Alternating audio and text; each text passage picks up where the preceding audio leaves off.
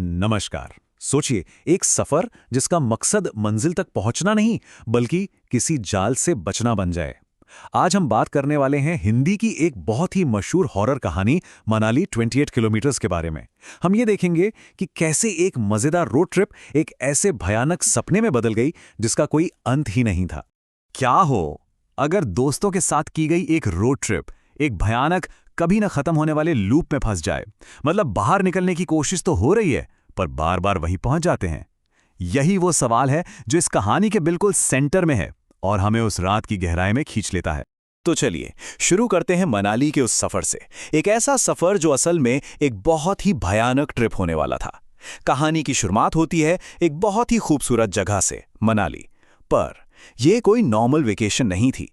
ये ट्रिप तो एक दोस्त को उसके दुख से बाहर निकालने की एक कोशिश थी। और शायद यही वजह थी कि इस पूरे सफर पर शुरुआत से ही एक अजीब सा बोझ था। तो इस कहानी में है 4 दोस्त। कहानी हमें साहिल सुना रहा है, उसके साथ है चिराग और उस रात गाड़ी चला रहा था अरुण। लेकिन इस ग्रुप का जो सेंटर पॉइंट है वो है समय। समय हाल ही में अपने छोटे भाई को खो चुका था और बहुत गहरे सदमे में था। तो ये पूरी ट्रिप प्लान ही इसलिए की गई थी ताकि समय को थोड़ा अच्छा महसूस हो। पर किसे पता था कि ये ट्रिप उसे बेहतर महसूस कराने के बजाय एक ऐसे अंधेरे में धकेल देगी जिसके बारे में किसी ने सोचा भी नहीं था। अब आता है कहानी का वो हिस्सा जिसे हम कह सकते हैं मौत की घाटी। एक ऐसी चेतावनी जिसे इन लोगों ने नजरअंदाज कर दिया। और जैसा कि हर अच्छी हॉरर कहानी में होता है ना, एक वार्निंग मिलती है। एक ऐसा इशारा था जिसे उन्होंने पूरी तरह इग्नोर कर दिया और शायद यही उनकी सबसे बड़ी गलती थी। हुआ ये कि होटल का जो रिसेप्शनिस्ट था उसने उन्हें साफ साफ चेतावनी दी थी, शाम 6 बजे से पहले रोहतांग पास से वापस आ जाना। उसने बताया कि रोहतांग का मतलब ही होता है मौत की घाटी। और वहां के लोग मानते हैं कि रात में वहां एक ऐसा साया घूमता है जो लोगों को भरमाता है। पर नौजवान थे, इन दोस्तों ने इसे बस एक कहानी समझकर हंसी में उड़ा दिया। काश उन्होंने उसकी बात पर थोड़ा ध्यान दिया होता। तो अब कहानी पहुंचती है उस 28 किलोमीटर के रहस्य पर जहां ये लोग एक सुपरनैचुरल लूप में फंस गए। अंधेरा हो चुका था, वो रोहतांग से लौट रहे थे और तभी घने सर्द कोहरे ने उनकी गाड़ी को चारों तरफ से घेर लिया। सड़क दिखनी बंद हो गई और धीरे धीरे उन्हें यह एहसास होने लगा कि उस सुनसान पहाड़ी रास्ते पर वो अकेले नहीं हैं। वो एक जाल में फंस चुके थे। और उसी घने कोहरे के बीच कार की हेडलाइट्स की रोशनी में उन्हें एक मील का पत्थर नजर आता है। उस पर लिखा था मनाली 28 किलोमीटर्स। लेकिन बात सिर्फ पत्थर की नहीं थी, उस पत्थर पर कोई बैठा हुआ था। सोचिए, इतनी ठंडी, काली और सुनसान रात में वहां कौन हो सकता है?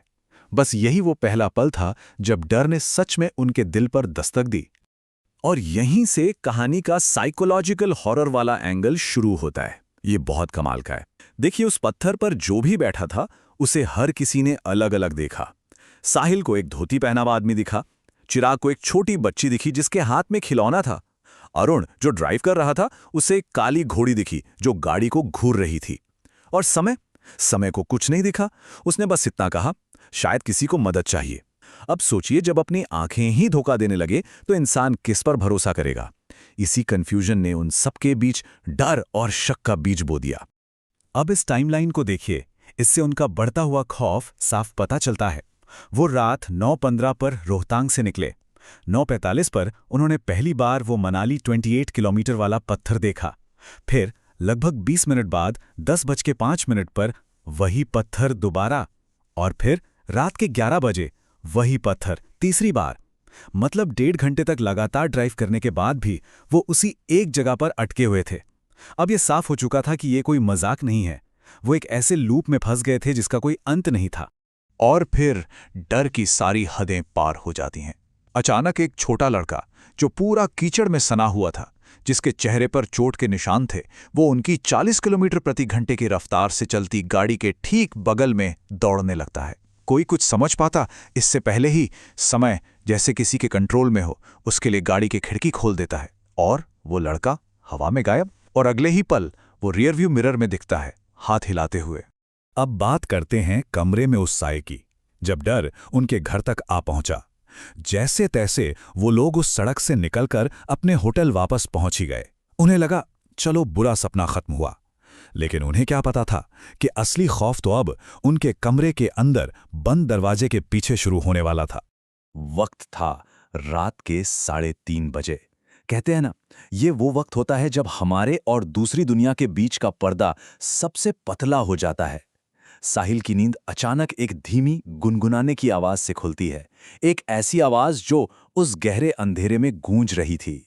साहिल अंधेरे में देखता है कि समय शीशे के सामने खड़ा है और अपनी ही परछाई को देखकर एक बहुत ही मासूम सी लोरी गा रहा है। चंदा है तू, मेरा सूरज है तू। सोचिए, एक माँ की लोरी जो बच्चों को सुलाने के लिए होती है, उस पल उस कमरे में सबसे डरावनी आवाज बन गई थी। पर असल डर तो तब शुरू हुआ जब उसने शीशे में देखा। शीशे में जो दिख रहा था वो समय नहीं था। उस परछाई की आंखें एकदम सुर्ख लाल थीं। उसकी गर्दन पर ऐसे निशान थे जैसे किसी ने उसका गला घोटा हो, और उसके होठों पर एक बहुत ही अजीब सी मुस्कान थी, ऐसी जो किसी इंसान की नहीं हो सकती। ये साफ था कि समय के शरीर पर किसी और चीज ने कब्जा कर लिया था।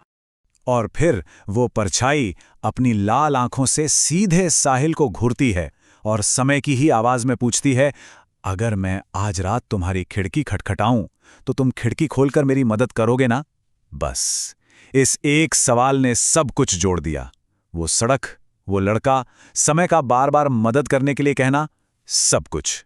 ये डर का पीक था। तो चलिए अब देखते हैं कि इस बुराई का अंत कैसे हुआ, मतलब उस झाड़ फूंक और उसके बाद क्या हुआ। उस रात के बाद दोस्तों को ये तो समझ आ गया था कि वो किसी मामूली मुसीबत में नहीं फंसे हैं।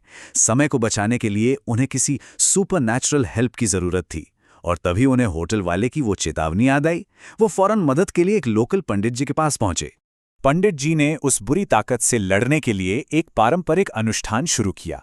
इसमें 3 स्टेप्स थे। पहला, नजर उतारी, ताकि उस आत्मा की पकड़ समय पर से कमजोर हो सके। दूसरा था झाड़ फूंक, जिसमें मंत्रों के जरिए उसे शरीर से बाहर निकालने की कोशिश की गई। और आखिर में एक पूजा, ताकि वो बुरी शक्ति हमेशा के लिए दूर चली जाए। ये अच्छाई और बुराई की एक सीधी लड़ाई थी। और इस पूरे अनुष्ठान का जो अंत हुआ वो बहुत ही भयानक था। मंत्रों के बीच समय को अचानक उल्टी हुई और उसने एक अजीब सा काला, गाढ़ा, बिल्कुल तारकोल जैसा लिक्विड बाहर निकाला। ऐसा लगा जैसे वो बुराई फिजिकली उसके शरीर को छोड़कर जा रही थी। तो आज की क्या सिचुएशन है? खैर, कहानी के आखिर में समय तो पूरी तरह से ठीक हो जाता है, बिल्कुल नॉर्मल, जैसे कुछ हुआ ही नहीं था। लेकिन साहिल, जो हमें ये कहानी सुना रहा है, वो आज तक उस रात से बाहर नहीं निकल पाया है। कहते हैं आज भी उसके कानों में, उसके सपनों में वही लोरी गूंजती है। ये हमें बताता है कि कुछ जख्म शायद कभी नहीं भरते। और यहीं पे ये कहानी हमें एक आखिरी, बहुत ही परेशान करने वाले सवाल के साथ छोड़ जाती है। क्या वो साया सच में चला गया था, या वो अब सिर्फ साहिल के सपनों में लौटता है, इस इंतजार में कि कब कोई उसकी खिड़की खोलेगा? इस सवाल का जवाब शायद अंधेरे में ही कहीं छुपा है।